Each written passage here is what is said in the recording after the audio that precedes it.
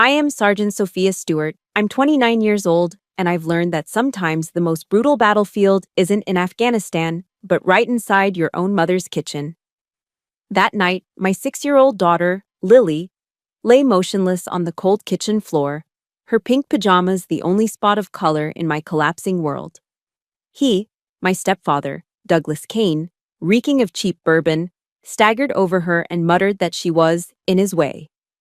As I dropped to my knees beside her, a dry metallic click echoed in the room. He had a gun pointed at me, wearing that familiar, cruel smirk. "You think that cheap uniform is gonna save you?" he growled. "Nobody gives a damn about a grunt like you. You and your mute little burden are both worthless." The bullet grazed my shoulder, a searing heat, but it was nothing compared to the pain of his words. That was a pain I'd been swallowing for 20 years. But he made a mistake. He didn't know he had just woken up not the broken child he used to torture, but a soldier forged in fire. He didn't know that, in my panic, I'd also grabbed his cell phone, the black box that held every one of his sins. And I was about to turn it on for the whole world to see. Let me know what time it is where you're listening, and hit that like and subscribe button if you've ever been told by your own family that you were worthless. This story is for everyone who is ready to prove them wrong. The air in my mother's North Carolina home was always thick in August, heavy with a humidity that felt like you were breathing through a wet cloth. But that night, the air in the kitchen was different.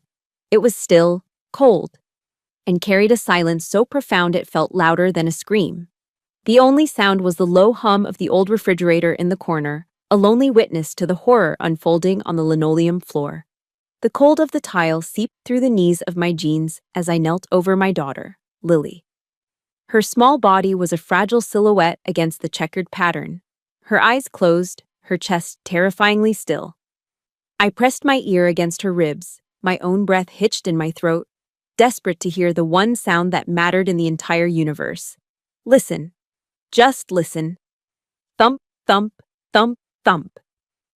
It was there, faint, fluttery like a trapped bird. But it was there.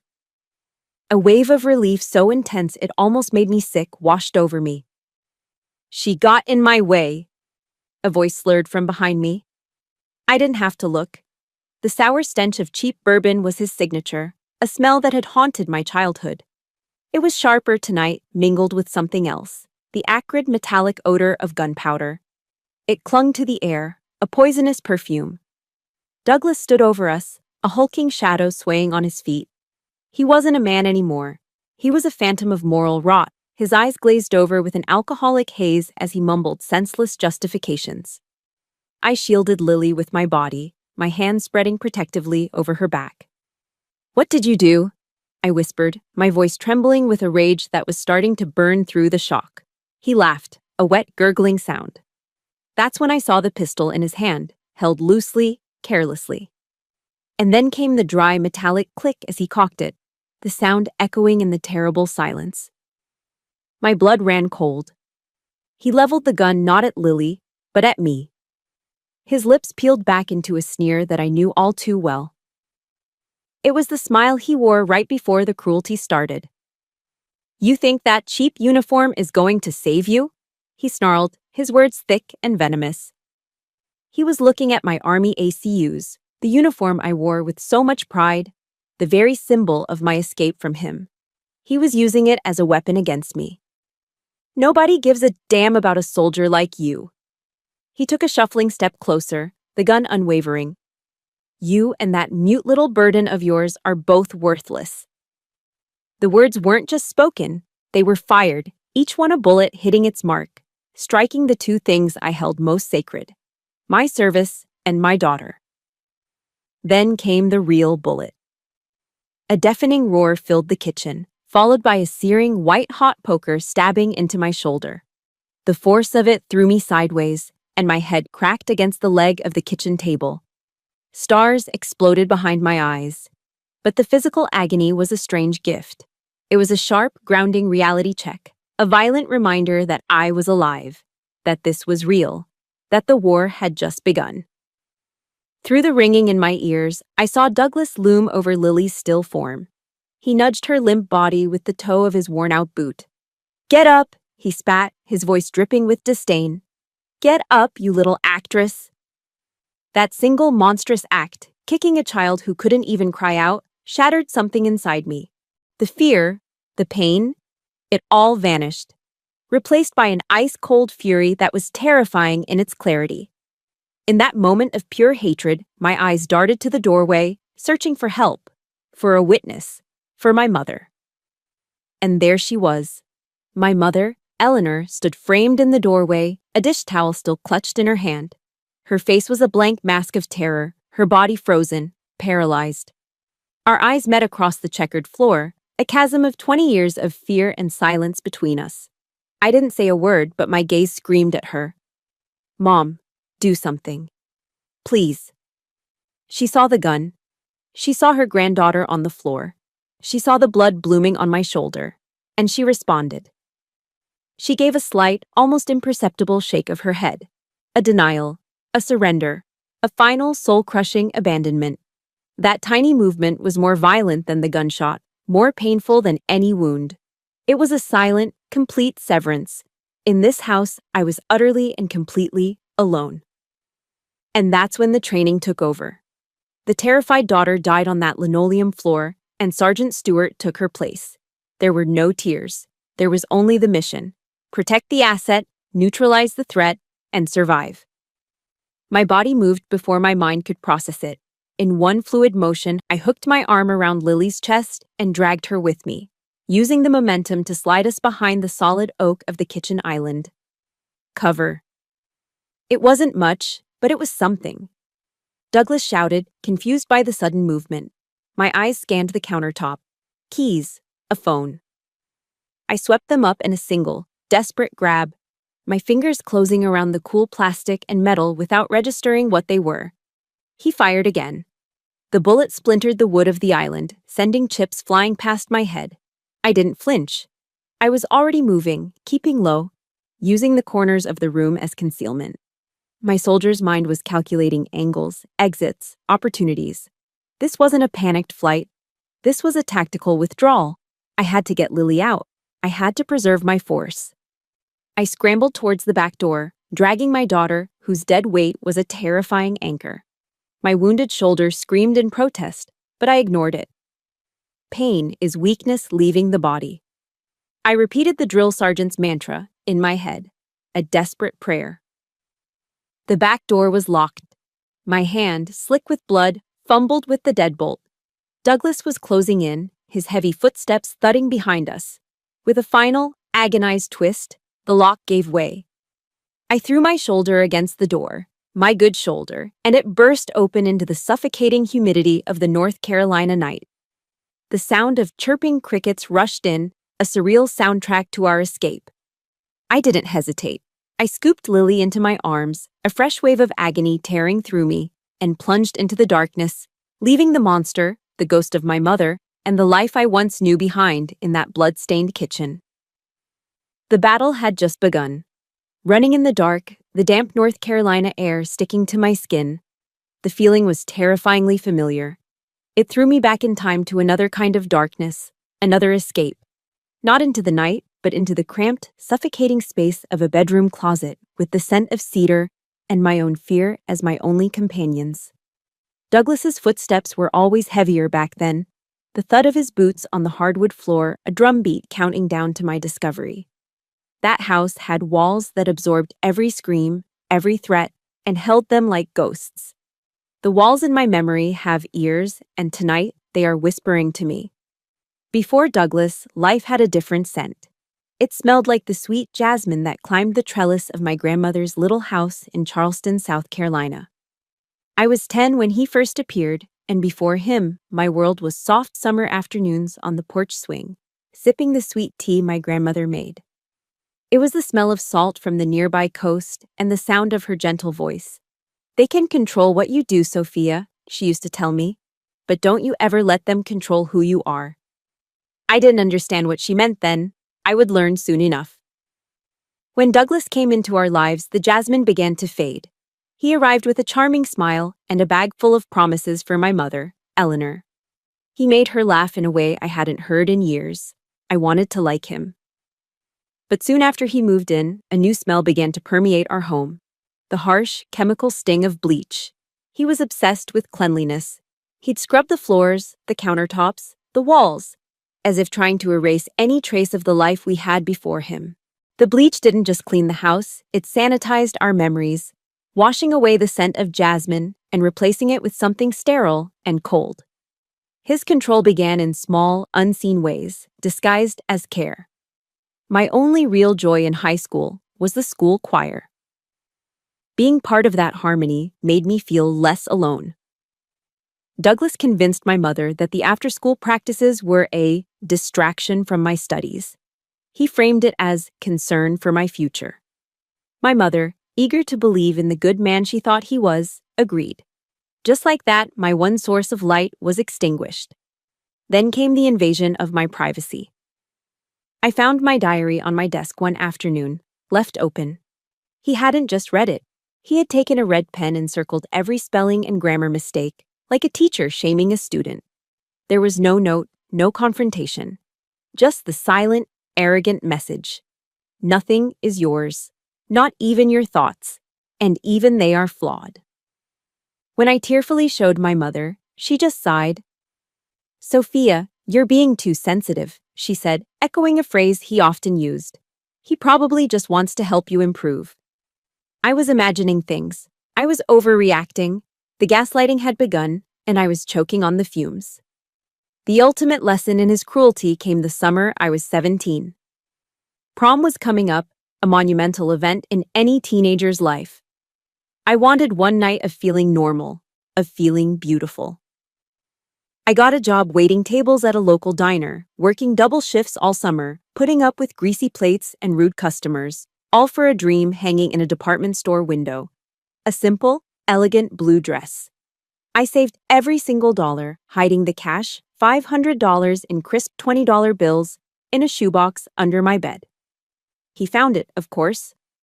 One evening, he called me into the living room. He wasn't yelling. That was the most terrifying part. He was calm, his voice dangerously soft. The shoebox was on the coffee table. "Sophia," he said, gesturing for me to sit, "we need to talk about this."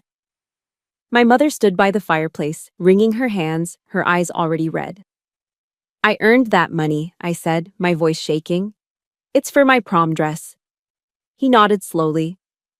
"I know you did, and I'm proud of your hard work. But I'm afraid you're learning about vanity, about frivolous things." He picked up the stack of bills. "Tonight, I'm going to teach you a real lesson. A lesson about value, about letting go of worthless attachments. You should thank me for this." He walked to the fireplace and told me to kneel. I looked at my mother, my eyes begging her. She was crying, silent tears streaming down her face. "Do as he says, honey," she whispered. "Your father just wants what's best for you." In that moment, I understood. She wasn't just a bystander, she was a prisoner, just like me. He handed me the first $20 bill. "Go on," he said. "Put it in the fire." My hand trembled as I held the bill over the flames. I let it go. The paper curled, turned black, and vanished into ash. He made me do it one by one. Each bill represented hours of my life. I watched all $500, my entire summer, my one night of hope, turn into nothing but smoke rising up the chimney. I didn't cry. The pain was too deep for tears. It was a cold, hard stone in my stomach. That stone was still there on my 18th birthday. After another pointless argument, I went to my room and stood by the window, looking out at the quiet street, at the headlights of cars passing by, each one a vehicle to a life that wasn't this one. He wanted me to feel worthless, to believe my dreams were deserving of being burned. If you have ever had someone try to burn your dreams to the ground, please support this story with a like and comment with the word unbreakable, to let every survivor out there know they are not alone. I didn't cry that night either. A strange, chilling calm settled over me. The child who cried in the closet was gone. The teenager who watched her dreams burn was gone. In their place was a young woman made of ice and resolve. I looked at my reflection in the dark glass and made a silent vow. "I will build a life you can never touch," I swore to his phantom image in my mind.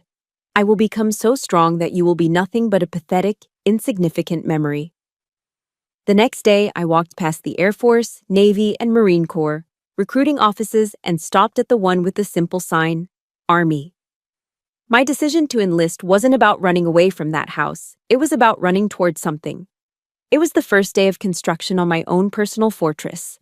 The last time I saw my own reflection, it was in the dark window of my bedroom, an 18-year-old girl making a desperate vow to a ghost. Weeks later, I was staring at a stranger.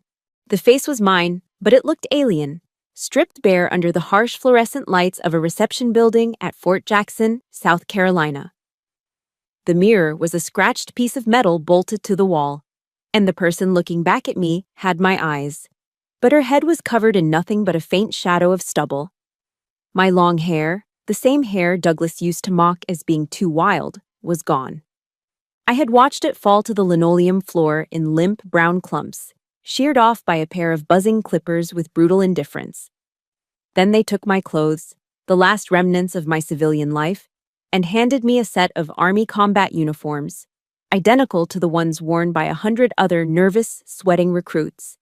This systematic erasure of self should have been terrifying.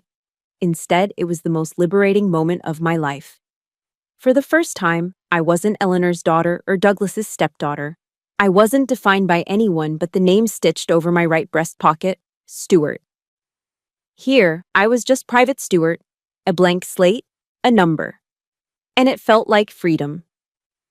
The freedom, however, came at a price. Fort Jackson in the summer is a special kind of hell. The South Carolina heat is a physical presence, a suffocating blanket of humidity that makes every breath feel like you're inhaling hot water. The drill sergeants were relentless, their voices a constant gravelly roar that seemed to shake the very air. Every day was a grueling cycle of sweat, exhaustion, and the tearing down of muscle just to build it back up, stronger. I embraced it. The physical pain was clean, honest. It was a fair trade for strength. But there was another kind of pain, one that was quiet and insidious. It came every afternoon during mail call. Mail call was a daily ritual of torture. We'd stand in formation, exhausted and filthy. As one of the drill sergeants held up a stack of letters and packages, he'd bellow out a name, and a cheer would erupt from the ranks. Hands would shoot up, and someone would run forward to claim their prize. A letter from a girlfriend, a care package from a mom filled with homemade chocolate chip cookies and beef jerky. It was a lifeline to the outside world, a reminder that someone, somewhere, was thinking of you. He'd work his way through the alphabet. Miller! Peterson! Rodriguez! My heart would start to pound as he got to the S's. Maybe today. But he would always shout Sanchez, then Smith, and move on to the T's. The name Stewart was never called. I stood there day after day, my face a mask of military indifference. But inside, a familiar cold stone was settling in my gut. It was the pain of being invisible, the hollow ache of being utterly forgotten. One day, the impossible happened. Stewart! My head snapped up. For a second, I thought I'd misheard. But the drill sergeant was looking right at me, holding a single, thin envelope. I ran forward, my heart hammering with a desperate, foolish hope. She remembered. My mother remembered me. I waited until we were dismissed to open it, wanting to savor the moment. I sat on my bunk and carefully tore open the envelope. The letter was in my mother's familiar, looping handwriting. But the words were not hers. They were his, filtered through her fear. Sophia, it read, I hope you're not doing anything embarrassing. Your stepfather is worried that environment is too harsh for a girl. He just wants what's best for you. There was no, I miss you. No, I'm proud of you. Just Douglas, reaching out from hundreds of miles away to remind me that he was still in control, that in his eyes I would always be a weak, embarrassing little girl who wasn't good enough. I folded the letter, my hands steady, and slid it under my mattress. The hope died, but something else took its place, a cold, hard resolve. I had no one, and that was fine. I would have to be enough for myself. My breaking point and my rebirth came during obstacle course training. My nemesis was an obstacle called the Weaver.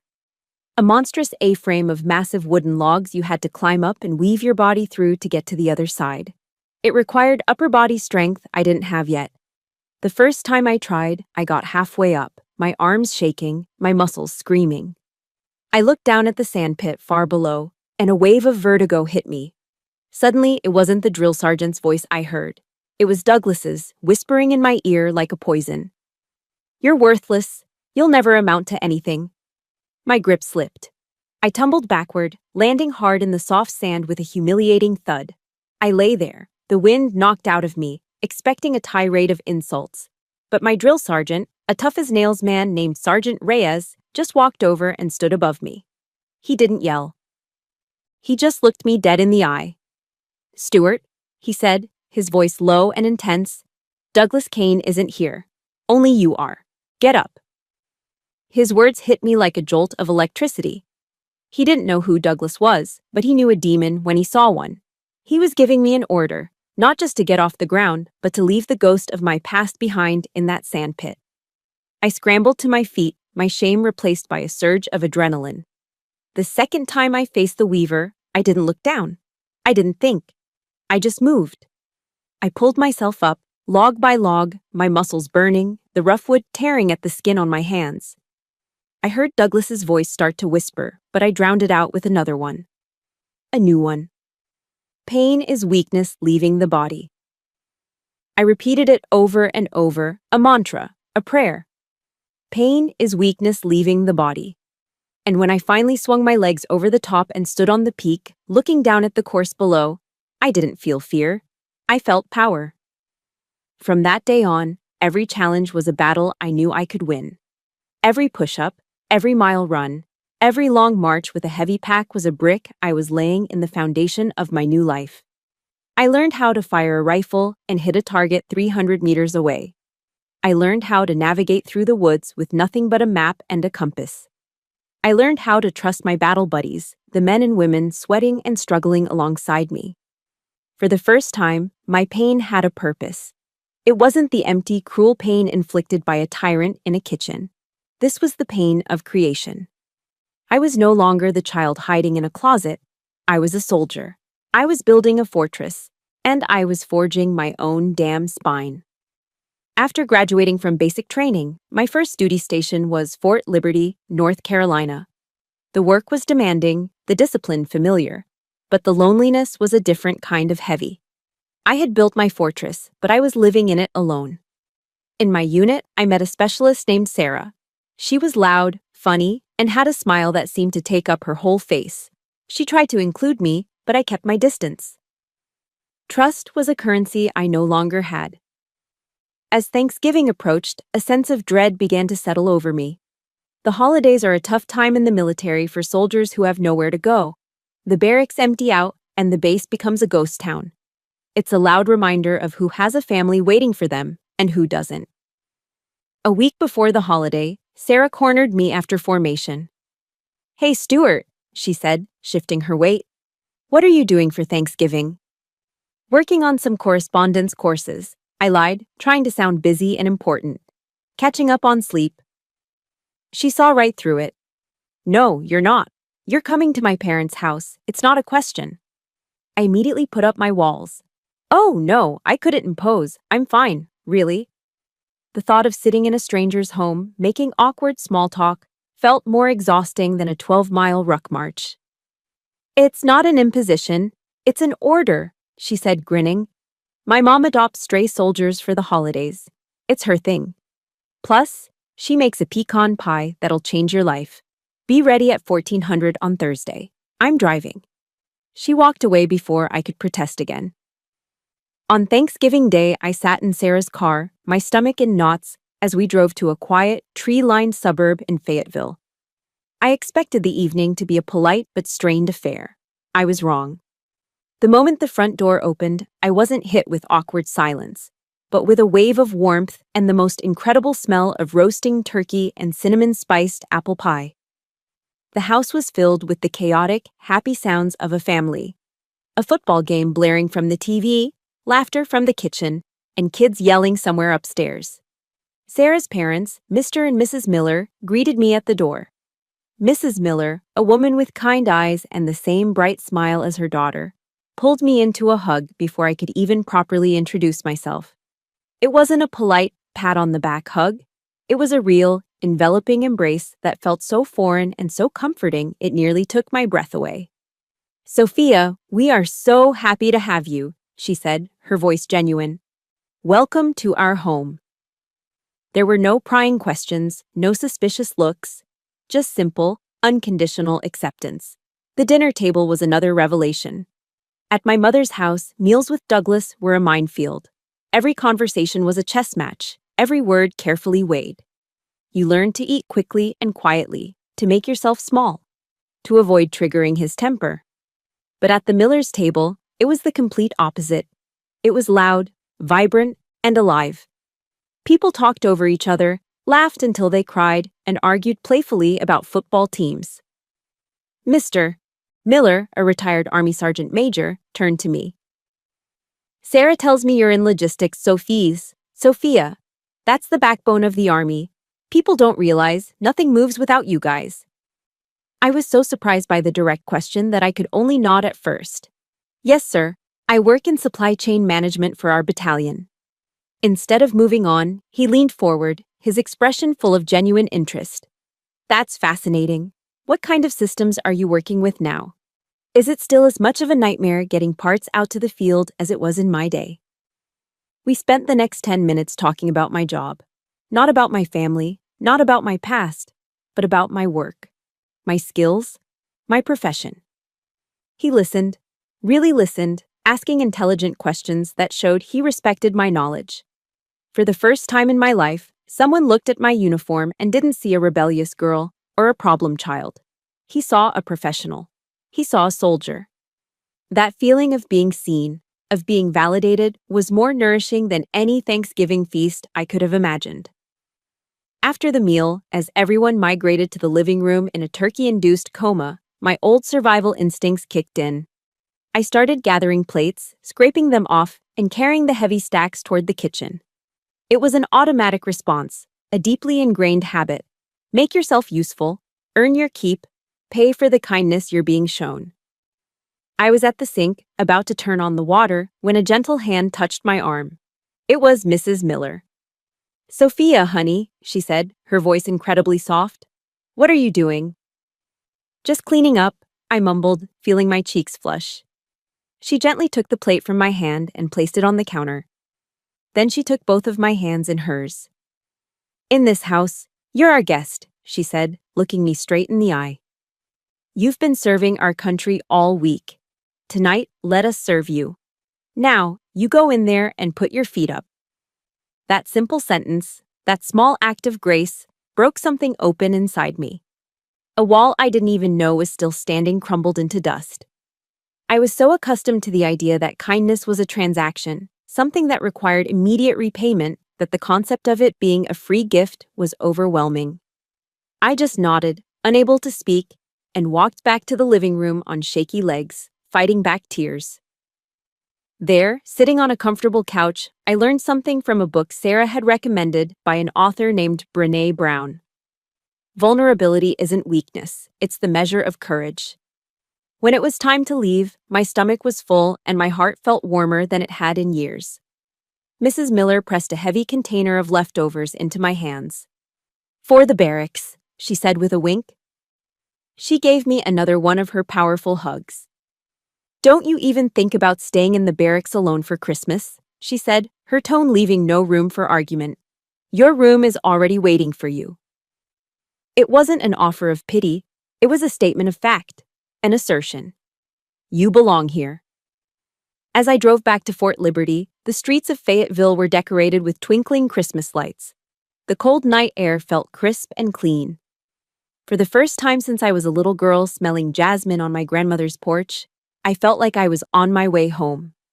A home I had never known, but one I was finally, miraculously, finding for myself. The warmth of the Millers' home had started to feel real, like something I could hold on to. For a few peaceful months, I allowed myself to believe that the fortress I had built was finally impenetrable. I was wrong. The past has a way of picking the locks you think are secure, and it usually calls you late at night. The phone rang just after midnight, shattering the quiet of my barracks room. It was my mother. Her voice was a frantic, ragged sob, the kind she reserved for maximum effect.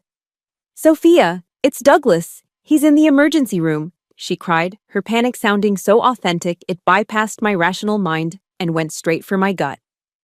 "His heart. The doctors think it was a heart attack." "Oh God, Sophia, he's been working so hard, worrying about you and Lily." I sat up in bed, my own heart starting to pound in that old, familiar rhythm of dread. My logical brain, the soldier's brain, was screaming trap. But the child inside me, the one conditioned for 20 years to respond to her mother's distress, was already feeling the cold tendrils of guilt wrap around her. "He loves you so much, you know," she continued, her voice choked with tears. "The only thing he's been talking about is having the whole family together. Can you come home this weekend? Please, he's asking for you.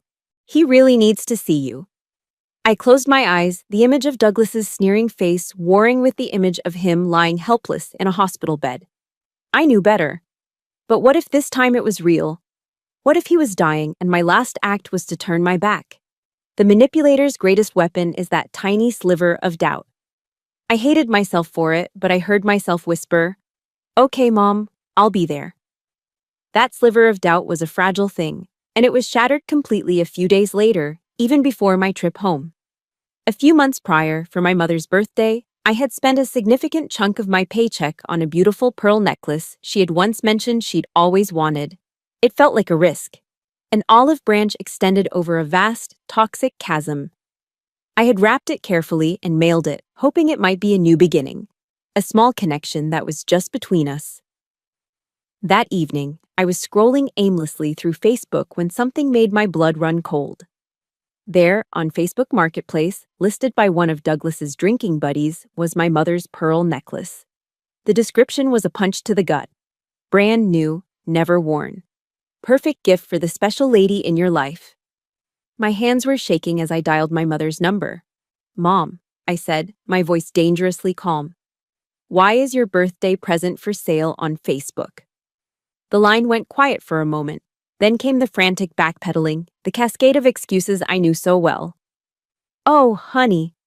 That." "Well," Douglas said, "he said it wasn't safe to keep something so valuable in the house. You know how things are.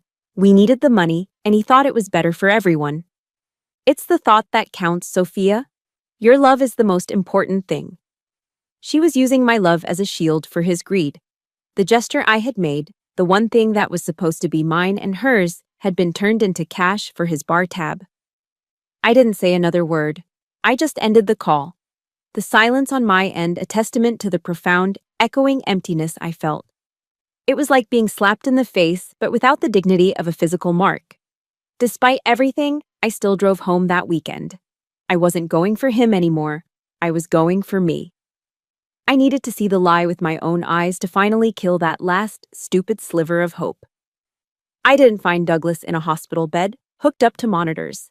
I found him on the back porch, leaning back in a patio chair with a can of Coors Light resting on his stomach, watching a football game on a small TV he'd set up. The picture of health, malignant, but healthy. He saw me and a slow, triumphant smirk spread across his face. He didn't look weak or frail. He looked victorious. "Well, look who it is," he said, his voice dripping with smug satisfaction. "I knew you'd come. You owe this family." My mother hovered in the doorway behind him, refusing to meet my eyes. The whole thing, the panicked call, the tears, the imaginary heart attack, it was all a meticulously crafted performance, a loyalty test, a power play to prove that when they pulled the strings, I would still dance.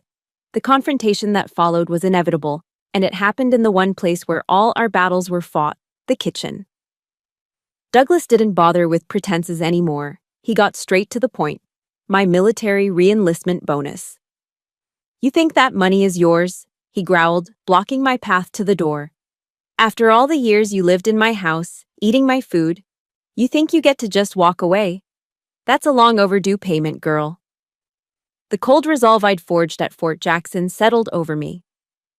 The money is for me and Lily, I said, my voice even, betraying none of the fury boiling inside me. You will not touch a single cent of it. His eyes narrowed, the fake charm gone, replaced by the familiar coldness I remembered from my childhood. He took a step closer, invading my personal space, his voice dropping to a low, menacing whisper. You should rethink that, Sophia, he hissed. It'd be a real shame if something unfortunate were to happen to the things, or the people, you care about. As he spoke, his gaze drifted past me, towards the living room, where Lily was quietly playing on the floor with her dolls. It wasn't a suggestion. It wasn't a veiled threat. It was a declaration of war. And he had just made the fatal mistake of telling me exactly what battlefield he planned to use. Douglas's threat echoed in my mind for days, a low hum of anxiety beneath the surface of my daily duties. But the attack, when it came, wasn't the frontal assault I expected. It was far more insidious. He didn't come for me or Lily. He went for my career. He went for my fortress. I was summoned to my captain's office on a Tuesday morning. Captain Miller, no relation to Sarah's kind family, a fact of cruel irony, was a man I respected. He was fair, by the book, and had always treated me as a capable soldier. But that morning, his face was a mask of grave concern. "Stuart, have a seat," he said, gesturing to the chair in front of his desk. His tone was formal, stripped of its usual warmth. I sat down, my back ramrod straight. He cleared his throat. I received a phone call this morning, Sergeant. From a man identifying himself as your father, Douglas Kane. My blood turned to ice. He expressed deep concern for your well-being. The captain continued, his eyes fixed on a memo on his desk. He mentioned your erratic behavior lately. He suggested you might be exhibiting signs of PTSD and that he was worried you might be a danger to yourself or to your daughter. I just stared at him, unable to breathe. It was a masterstroke of evil. He wasn't just attacking me, he was using the language of concern, the very vocabulary of military mental health awareness, to paint me as unstable. He was weaponizing my uniform against me, trying to turn my armor into a straitjacket. In the eyes of the Army, a soldier who is a danger to themselves or others is a soldier whose career is over. He was trying to take the one thing I had built that he couldn't touch and burn it to the ground. The room felt like it was closing in, the air too thick to breathe. I was completely and utterly speechless. But that, it turned out, was only the opening salvo. The final straw came 2 days later, delivered not with a concerned voice, but with a casual, almost cheerful cruelty. For the past year, I'd been painstakingly saving for a special trip, a promise to Lily, a trip to Disney World. In the military, you don't make a lot of money, especially as a single parent. Every dollar in that fund represented a skipped lunch, an extra shift, a want that I had ignored for myself. The cash was kept in a small lockbox at my mother's house, a stupid, naive mistake, I now realized. It was more than just a vacation. It was a symbol of the happy, magical childhood I was determined to give my daughter, the one I never had. My phone rang. It was Douglas. "Hey there," he said, his voice sickeningly breezy. "Just wanted to let you know I had to take care of an urgent family bill. So I went ahead and borrowed that Disney money. Hope you don't mind." I gripped the phone, my knuckles turning white. "You did what?" "Hey, family helps family, right?" he said. And I could hear the smirk in his voice. "Besides, she's 6. She'll have plenty of time to go to Disney. You need to learn about priorities, Sophia. This is a good lesson for you." Destroying a 6-year-old's dream and calling it a lesson. That was it. The rage that had been simmering inside me for 20 years finally, quietly, reached its boiling point. But I didn't scream. I didn't cry. The part of me that could do either of those things had just died. A lethal calm washed over me. It was the same chilling stillness I'd felt on my 18th birthday, but this time it wasn't the prelude to an escape. It was the prelude to a war. I hung up the phone, walked out of the barracks, and got in my car. I drove to a small, quiet park overlooking a lake, the kind of place people go to find peace. I went there to find my anger. I sat behind the wheel, staring at the placid water, and I let the fury rise. It wasn't a hot, consuming fire that would burn me out. It was cold, sharp, and focused, like steel being forged in ice. I took out my phone and looked at the picture on my lock screen. Lily, smiling, a gap where her two front teeth used to be. For her, I had endured. For her, I had survived. But survival was no longer enough. A voice from my past echoed in my head, the gravelly tone of Drill Sergeant Ray's. Don't ever let the enemy choose the battlefield. You create your own. For years, I'd been fighting a defensive war on Douglas's terms, reacting to his psychological ambushes, his emotional landmines. I couldn't win that way. It was time for a full frontal assault. My hands were steady as I dialed his number. He picked up on the second ring, his voice oozing with smug triumph. Well, back for more. Have you finally figured out who's in charge here? I took a deep, steadying breath, pulling all the air in the car into my lungs. If you believe this is the moment she takes her power back, hit the like button and type "Game Over" in the comments to stand with Sophia. Listen carefully, I said, my voice so cold and sharp it could have cut glass. Because I'm only going to say this once. I paused, letting the silence hang between us. You've made a mistake. You confused me with the broken child you used to torture. That child is dead.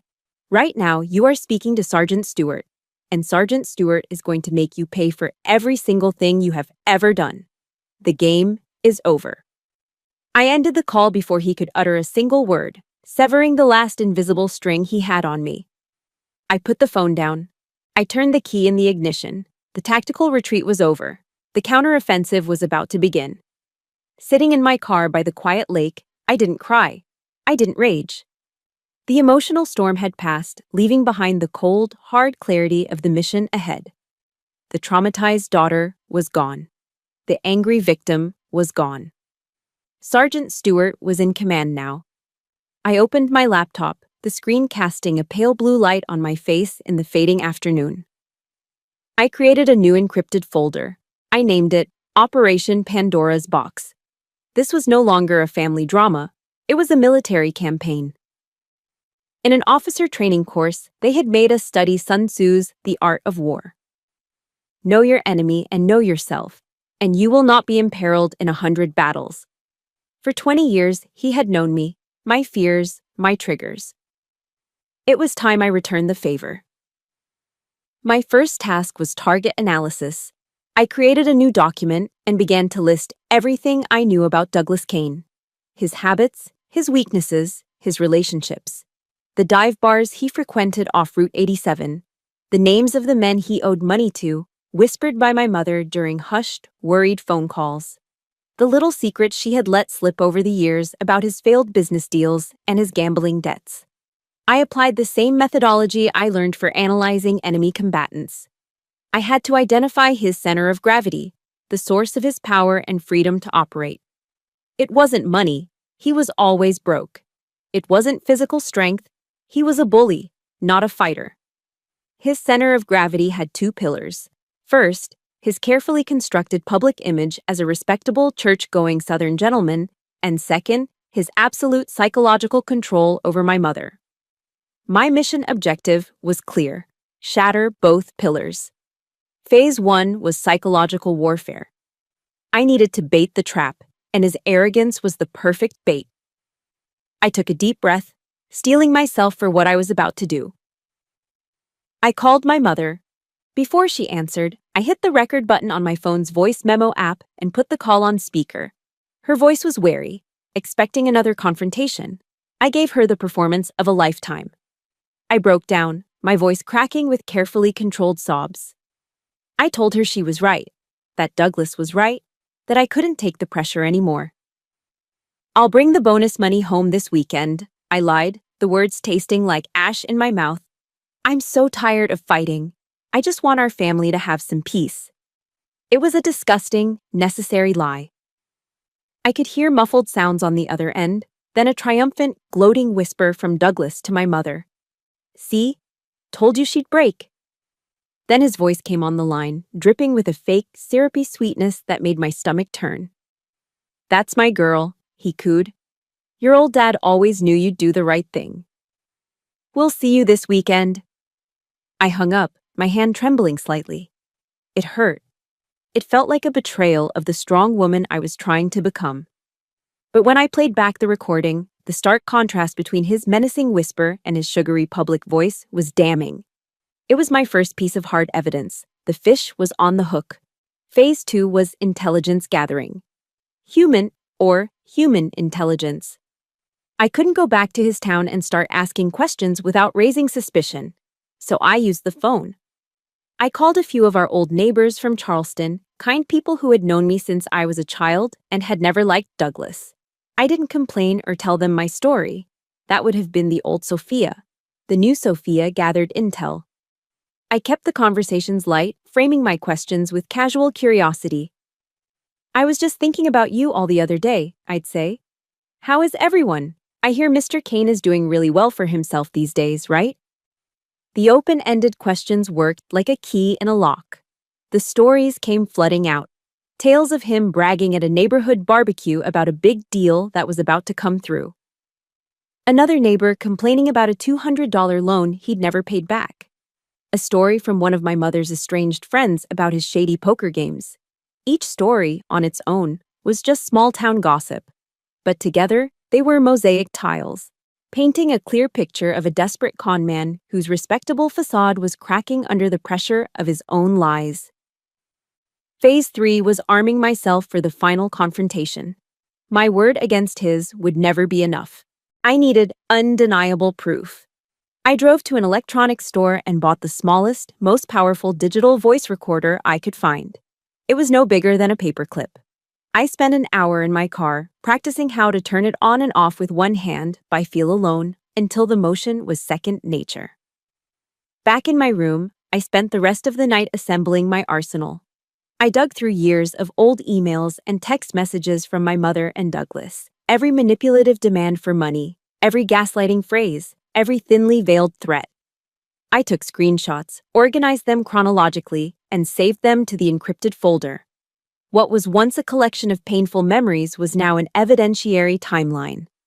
A case file. By the time the sun rose, I wasn't a daughter preparing to visit her family. I was an intelligence officer preparing for an infiltration. I had my target analysis, my psychological leverage, my human intelligence reports, and my surveillance equipment. That weekend, as I packed my bag for the trip home, I didn't pack like I was visiting family. I packed a go bag, with everything Lily and I would need to leave at a moment's notice.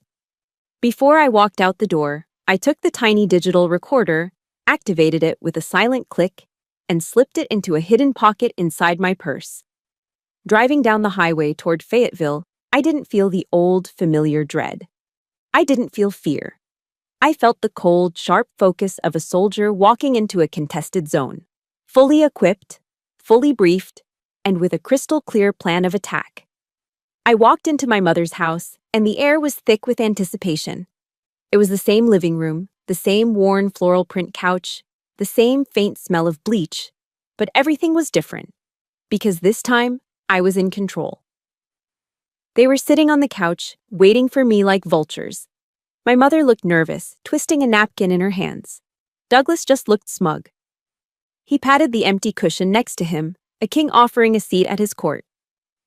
"Sit down, honey," he said, his voice dripping with condescension. "Let's talk this over like a family." I didn't move toward the couch. I walked to the coffee table in the center of the room and set down my duffel bag. It landed with a heavy, solid thud.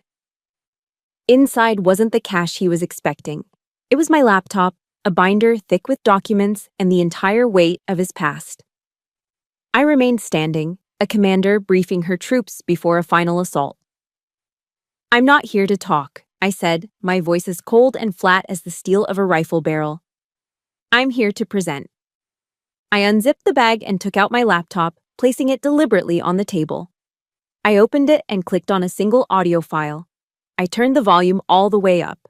The room was suddenly filled with the sound of my own staged, sobbing voice from the phone call. I just want our family to have some peace.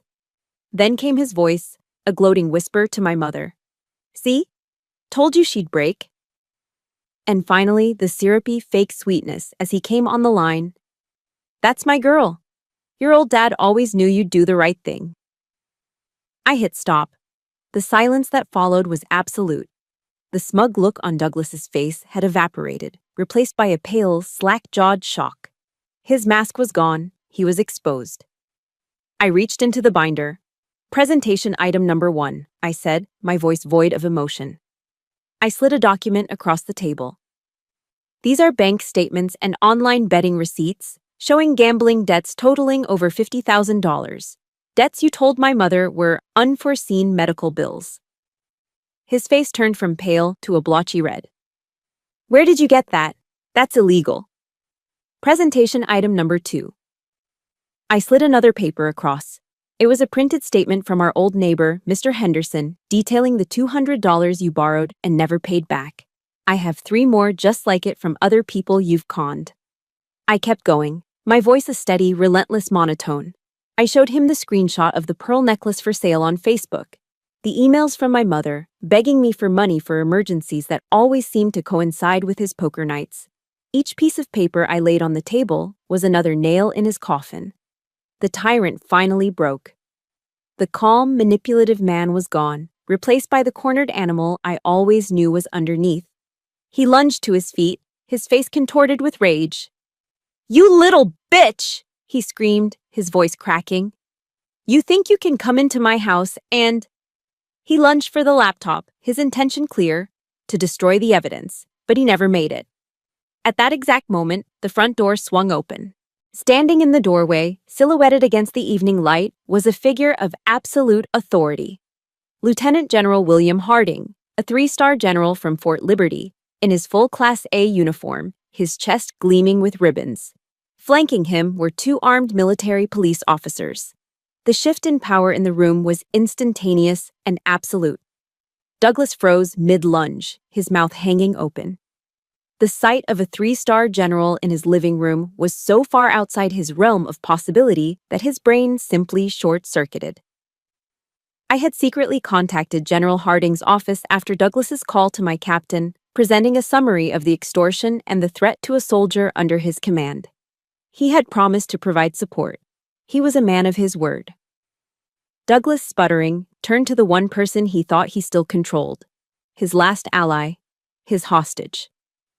"Eleanor," he snarled, his voice a desperate hiss. "This is your fault, you useless woman, you let her do this." For the first time in 20 years, my mother didn't flinch. She didn't cry. She stood up slowly, her back straight, and looked the man who had terrorized her for 2 decades directly in the eye. A lifetime of fear seemed to fall away from her. "No, Douglas," she said, her voice quiet but clear as a bell. "It's over." That was it. The final pillar of his power crumbled. He was completely and utterly alone, exposed and powerless. And in that moment of pure desperation, the animal did what cornered animals do. It lashed out at the most vulnerable target. Lily, drawn by the shouting, had wandered out of her bedroom and stood peeking around the hallway corner.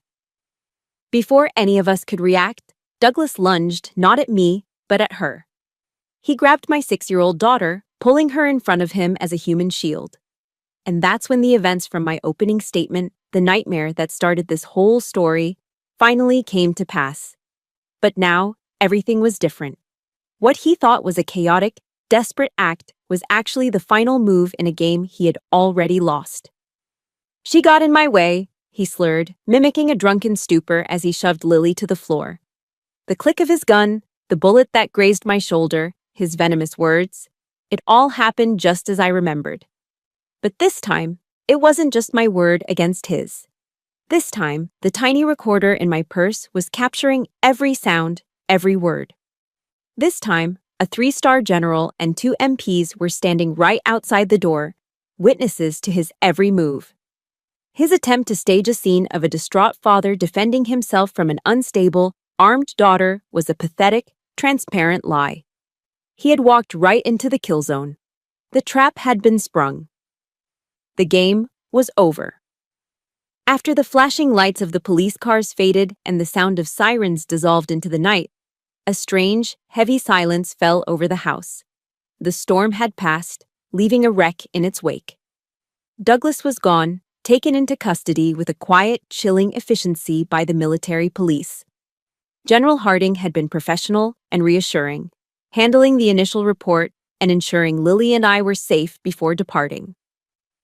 The chaos was over, and in its place was a profound, hollow exhaustion. I found myself back in the kitchen, the epicenter of it all.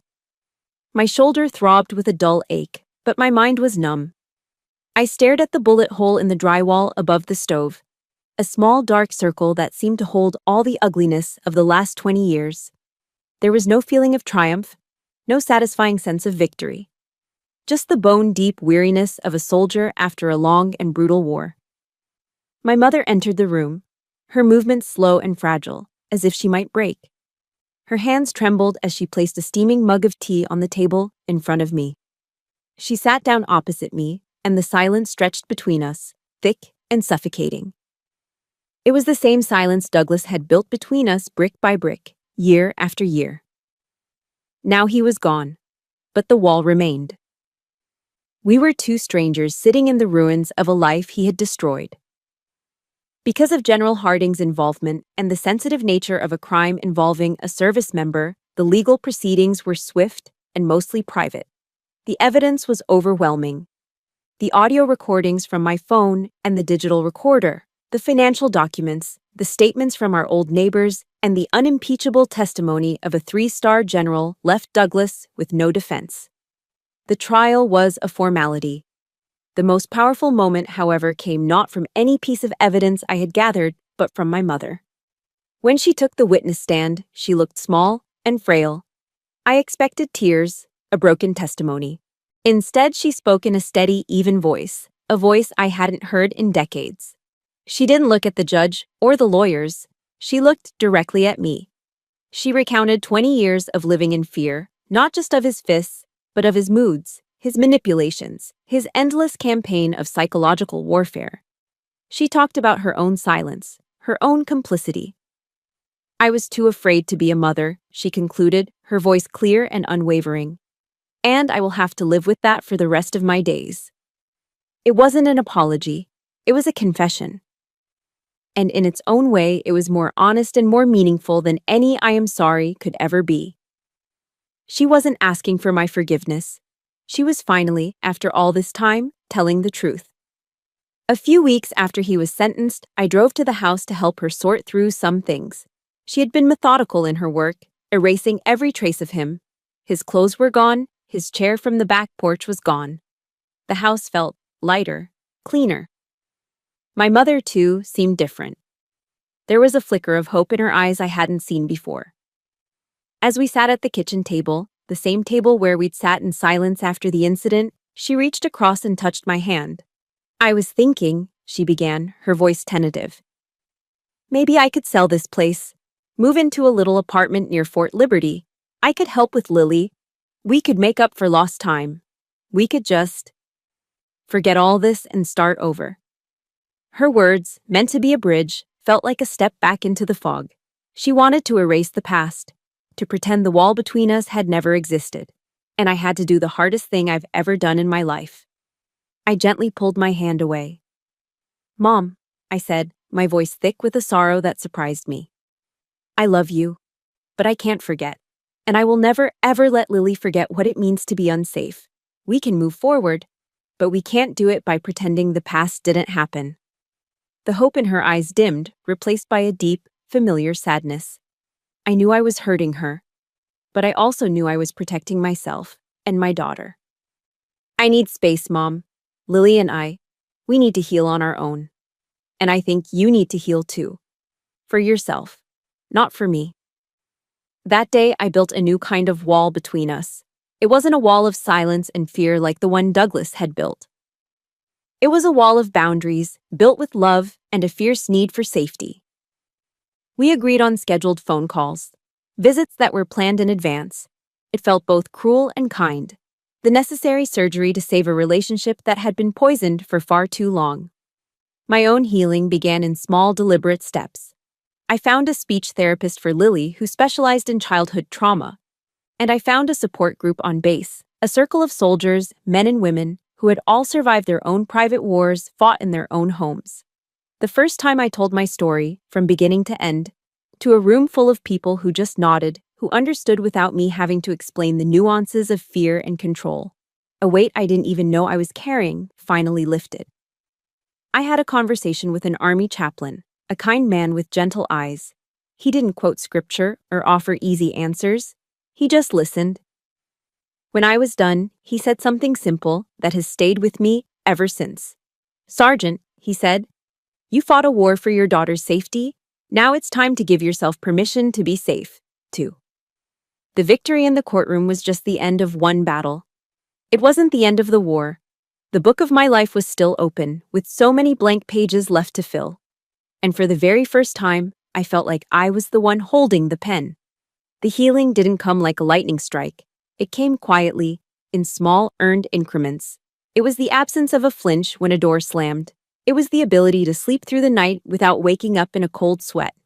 But the most profound moment, the one that truly marked the end of the war inside me, came from a single word. It was 6 months after the trial. Lily and I were in a session with her therapist, a wonderfully patient woman named Dr. Anya Sharma. The trauma of that night in the kitchen had stolen Lily's voice, leaving her in a world of silence once more. We never pushed. We just gave her a safe space. That afternoon, she was drawing, her crayons moving furiously across the paper. She had drawn 2 figures, one tall and one small, holding hands under a bright yellow sun. Dr. Sharma knelt beside her. "That's a beautiful picture, Lily," she said softly. "Can you tell me who you drew?" Lily stopped coloring. She looked down at her drawing, then she looked up, her gaze locking directly with mine. There was an intensity in her eyes I'd never seen before. She opened her mouth, and a sound came out, clear and steady. A sound I thought I might never hear again. "Sophia." My heart stopped. Not mommy, not mama. Sophia. It was the first word she had spoken in half a year. Later, Dr. Sharma explained it to me. "She doesn't just see you as her mother, Sergeant," she said. "She sees you as a person, as her protector, as an individual who saved her. It's a sign of incredible recognition and trust. Every fight, every scar, every moment of terror, it was all worth it for that one word. It was the highest honor, the greatest medal I would ever receive." My daughter saw me, not just as her mom, but as her hero. My story, once a source of private shame, sent ripples through the command structure at Fort Liberty. General Harding, true to his character, was not content to let my case be a single, isolated victory. He saw a systemic vulnerability, a blind spot in how the military supported families in crisis. He used his influence, his voice, and my case file as a catalyst for change. He lobbied, he pushed, he fought. The result was the creation of a new initiative, a pilot program at Fort Liberty named the Sentinel Program. Its mission was simple but revolutionary: to provide a confidential, rapid response channel for military family members facing domestic threats, offering immediate legal support, safe housing, and a direct line to the command that bypassed the usual bureaucracy. By then, I had been promoted to staff sergeant. General Harding personally asked me to serve as a consultant for the program. I poured every ounce of my experience into it. I worked tirelessly with lawyers, chaplains, and commanders to build a system that was smart, compassionate, and, above all, effective. I helped design protocols to recognize the subtle signs of psychological abuse, the patterns of financial control, the language of manipulation. My deepest wounds were becoming the foundation for someone else's shield. I was no longer just building my own fortress. I was helping to fortify the entire community. My relationship with my mother began to rebuild, but on new, solid ground. The wall of boundaries I had built was still there, but we started to build a small, sturdy gate in it. She joined Al-Anon, a support group for the families of alcoholics. She was fighting her own war, a war against 2 decades of fear and codependency. One day, a letter from her arrived. It wasn't filled with excuses or pleas to forget. She didn't ask me for forgiveness. She wrote, "I am learning to forgive myself for not being the mother who could protect you. That is my own battle to fight, and I have to win it for myself." That letter set us both free. 1 year to the day after the trial, I stood on a brightly lit stage in the main auditorium at Fort Liberty. It was the official launch ceremony for the Sentinel program. I was in my dress uniform, the fabric crisp and neat, my medals polished and gleaming on my chest. In the front row, Lily sat between Mr. and Mrs. Miller, my chosen family, her hand held securely in theirs. She was wearing a new dress and a bright, happy smile. Further back, in the shadows at the edge of the auditorium, I saw my mother. She stood alone, watching, a quiet, proud smile on her face. We had made it. In our own separate ways, we had both made it. I looked out at the sea of faces, soldiers of every rank, spouses, children. I stepped up to the podium, and a hush fell over the room. The private whispered word from my daughter had led me here, to this public, resonant moment. The distance I had felt from my own mother at that kitchen table had been bridged, replaced by a connection to this entire community. I took a deep breath and began, my voice strong, clear, and ringing with the unshakable truth of my own story. "My name is Staff Sergeant Sophia Stewart," I said, "and I've learned that sometimes the most brutal battlefield is in your own home. But I've also learned something more important. No soldier and no soldier's family ever has to fight that battle alone." My story found its voice on that stage, but I know it's not the only one. Your own battlefield might look different, your own walls might be of a different kind, but the courage it takes to face them is the same. This channel exists to be a beacon for those stories, a place to remind us that we are not alone in our fight. If my journey has meant something to you, please subscribe for more stories of strength and survival, and share this one with someone who might need to hear it. Thank you for listening. Together, we are a fortress.